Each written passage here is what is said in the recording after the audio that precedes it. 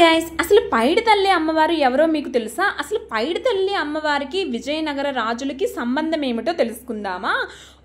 విజయనగర రాజు అయిన విజయరామరాజు చెల్లెలు పైడి తల్లి అమ్మవారు. అయితే ఈ అమ్మవారు తన అన్న అంటే ఎంతో ఇష్టం.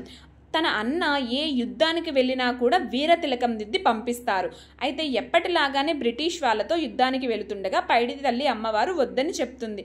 కానీ విజయరామరాజు వినకుండా వెళ్తాడు. అయితే ఎప్పటిలాగానే తన అన్నకు వీర తిలకం దిద్ది యుద్ధానికైతే అమ్మవారు పంపిస్తుంది. కానీ ఆ యుద్ధంలో విజయరామరాజు వీర మరణం పొందుతాడు.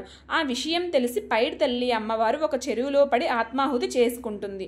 అయితే ఆమె చనిపోయిన కొన్ని రోజుల తర్వాత ఆమెను చిన్నప్పటి నుంచి పెంచి పెద్ద చేసిన ఒక వ్యక్తికి కలలో కనిపించి, నేను ఇక్కడ శిలారూపంలో ఉన్నాను, నన్ను బయటకు తీసి విగ్రహంగా ప్రతిష్ఠించండి అని చెబుతారు.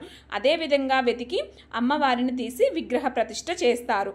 తరువాత అమ్మవారు కలరా వ్యాధి వచ్చినప్పుడు అక్కడంతా నన్ను ఇక్కడి నుంచి వేరే చోట ప్రతిష్ఠించమని చెప్పినప్పుడు అక్కడి నుంచి తీసేసి వేరే చోట ప్రతిష్ఠిస్తారు.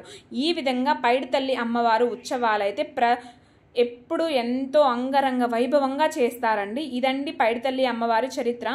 ఇంకేమైనా మీకు అమ్మవారి గురించి తెలుసుంటే నాకైతే కామెంట్ రూపంలో తెలియచేయండి. మేమైతే రీసెంట్గా అయితే పైడి తల్లి ఉత్సవాలకు వెళ్ళామని చెప్పాం కదా, చాలా బాగా జరిగాయండి. ఈ వీడియో నచ్చితే please like and subscribe, share.